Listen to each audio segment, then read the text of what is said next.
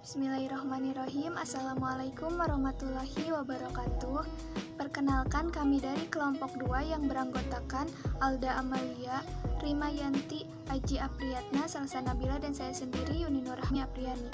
Di sini kami akan menjelaskan tentang Pancasila sebagai dasar nilai pengembangan ilmu dan hubungannya dengan ekonomi syariah.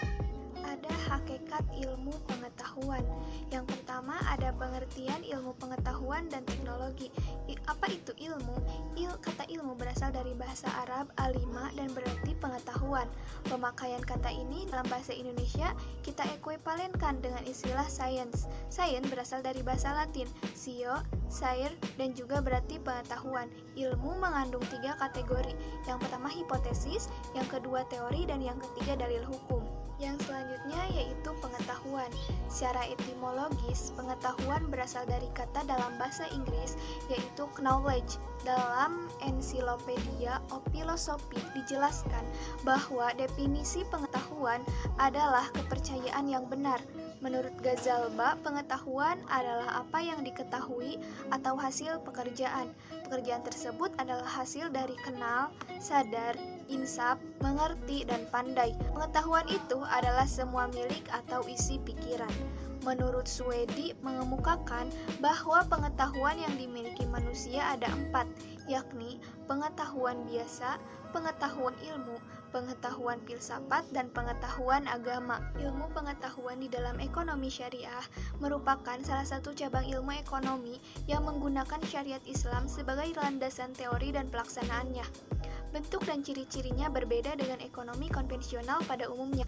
Sebagai suatu sistem ekonomi yang dijalankan berlandaskan syariat Islam, ekonomi syariah memiliki beberapa prinsip yang berbeda. Prinsip ekonomi syariah secara garis besar mengajarkan bahwa harta bukanlah satu-satunya tujuan kehidupan di dunia, namun harta hanyalah fasilitas atau sarana untuk beribadah kepada Allah Subhanahu wa Ta'ala. Selanjutnya, perbedaan ilmu dan pengetahuan, yaitu perbedaan ilmu dan pengetahuan dapat diketahui bahwa ilmu itu adalah sebuah pengetahuan yang berobjek, bersistem, bermetode, dan bersifat universal. Setiap ilmu pasti adalah pengetahuan, namun tidak semua pengetahuan itu ilmu. Lalu, perkembangan iptek diantaranya ada zaman pra-Yunani kuno, zaman Yunani kuno, zaman abad pertengahan, zaman Renaissance, dan zaman modern. Sekian materi yang saya sampaikan. B. Pancasila sebagai pengembangan ilmu pengetahuan dan teknologi terkandung dari setiap sila-sila Pancasila diuraikan sebagai berikut. Yang pertama yaitu nilai ketuhanan sebagai dasar pengembangan ilmu. Sila ini memberikan dasar bahwa iptek tidak hanya memikirkan apa yang ditemukan dan apa yang diciptakan, namun harus mempertimbangkan maksud dan akibatnya apakah merugikan manusia atau tidak. Nah, dalam prinsip nilai dasar pengembangan ekonomi syariah bahwa tauhid atau keesaan Tuhan merupakan pondasi fundamental ajaran perilaku manusia dalam aktivitas ekonomi. Yang kedua yaitu nilai kemanusiaan sebagai dasar pengembangan ilmu.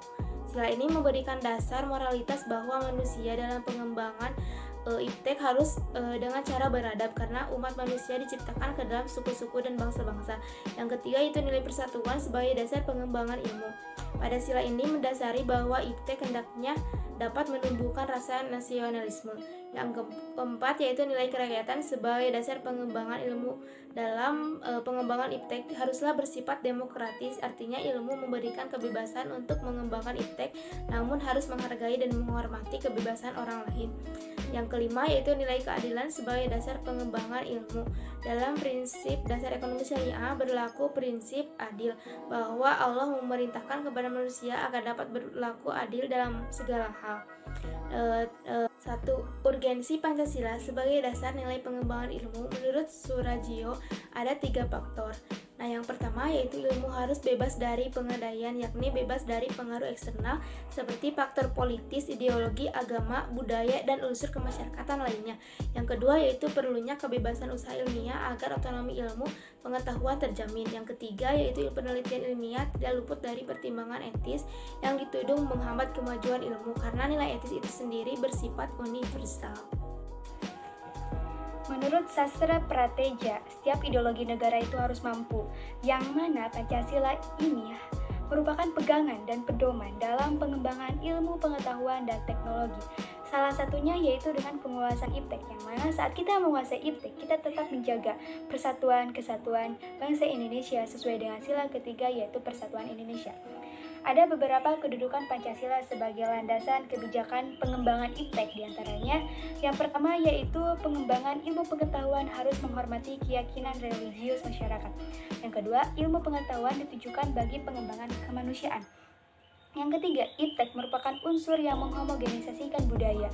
Yang keempat, prinsip demokrasi akan menuntut bahwa penguasaan iptek harus merata ke semua masyarakat. Dan yang kelima, kesenjangan dalam penguasaan iptek harus dipersempit terus-menerus sehingga semakin rata sebagai konsekuensi prinsip keadilan sosial. Ada juga Pancasila ini sebagai landasan etika pengembangan iptek. Yang pertama, pengembangan iptek terlebih menyangkut menghormati martabat manusia. Yang kedua, iptek harus meningkatkan kualitas hidup manusia. Yang ketiga, iptek hendaknya membantu pemekaran komunitas manusia. Dan yang keempat, iptek harus terbuka untuk masyarakat. Dan yang terakhir, iptek hendaknya membantu penciptaan masyarakat semakin lebih adil. Konsep Pancasila sebagai dasar nilai pengembangan ilmu. Pancasila sebagai dasar nilai pengembangan ilmu dapat mengacu pada beberapa jenis pemahaman. Yang pertama, bahwa setiap pengetahuan dan teknologi yang dikembangkan di Indonesia haruslah tidak bertentangan dengan nilai-nilai yang terkandung dalam Pancasila. Kedua, bahwa setiap iptek yang dikembangkan di Indonesia haruslah menyertakan nilai-nilai Pancasila sebagai faktor internal pengembang iptek itu sendiri. Ketiga, bahwa nilai-nilai Pancasila berperan sebagai rambu-rambu normatif bagi pengembang iptek di Indonesia. Artinya, mampu mengendalikan iptek agar tidak keluar dari cara berpikir, cara bertindak bangsa Indonesia.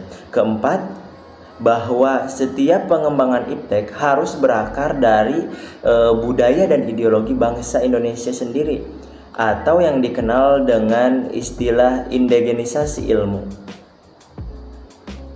Pengertian pertama, bahwa iptek tidak bertentangan dengan nilai-nilai yang terkandung dalam Pancasila, mengandung asumsi bahwa iptek itu sendiri berkembang secara otonom, kemudian dalam perjalanannya dilakukan adaptasi dengan nilai-nilai Pancasila.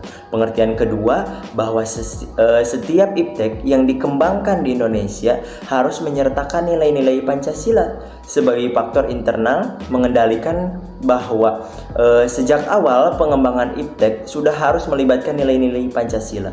Namun keterlibatan nilai-nilai Pancasila ada dalam posisi tarik ulur, artinya ilmu yang mempertimbangkan sebatas yang mereka anggap layak untuk dilibatkan. Pengertian ketiga, bahwa nilai-nilai Pancasila berperan sebagai rambu normatif bagi pengembang iptek yang mengasumsikan bahwa ada aturan main yang disepakati oleh para ilmuwan sebelum ilmu itu dikembangkan. Namun tidak ada jaminan bahwa aturan main itu akan terus ditaati dalam perjalanan pengembangan iptek itu sendiri gitu. Sebab ketika iptek terus berkembang, aturan main seharusnya terus mengawal dan membayangi agar tidak terjadi kesenjangan antara pengembangan iptek dan aturan main. Pengertian keempat, yang menempatkan bahwa setiap pengembangan iptek harus berakar dari budaya dan ideologi bangsa. Nah, dari ideologi bangsa Indonesia itu sendiri sebagai proses indigenisasi ilmu atau menggandaikan bahwa Pancasila bukan hanya sebagai dasar nilai pengembangan ilmu, menjadi paradigma ilmu yang berkembang di Indonesia. Untuk itu diperlukan penjabaran yang lebih rinci dan pembicara di kalangan intelektual Indonesia sejauh mana nilai-nilai Pancasila selalu menjadi bahan pertimbangan bagi keputusan-keputusan ilmiah yang diambil. Selanjutnya adalah dinamika dan tantangan Pancasila sebagai dasar nilai pengembangan ilmu. Pancasila sebagai pengembangan ilmu belum dibicarakan secara eksplisit oleh para penyelenggara negara sejak Orde Lama sampai era Reformasi. para penyelenggara negara pada umumnya hanya menyinggung masalah pentingnya keterkaitan antara pengembangan ilmu dan dimensi kemanusiaan atau humanisme. Seminar Nasional tentang Pancasila sebagai Pengembang Ilmu tahun 1987 dan Simposium dan Sarasehan Nasional tentang Pancasila sebagai Paradigma Ilmu Pengetahuan dan Pembangunan Nasional tahun 2006. Namun pada kurun waktu akhir-akhir ini belum ada lagi suatu upaya untuk mengaktualisasi nilai-nilai Pancasila dalam keterkaitan pengembangan iptek di Indonesia. Selanjutnya adalah tantangan Pancasila sebagai dasar pengembang ilmu. Nah, ada beberapa bentuk tantangan terhadap Pancasila sebagai dasar pengembangan iptek di Indonesia. Yang pertama adalah kapitalisme yang sebagian menguasai perekonomian dunia termasuk Indonesia. Akibatnya, ruang bagi penerapan nilai-nilai Pancasila sebagai dasar pengembangan ilmu menjadi terbatas.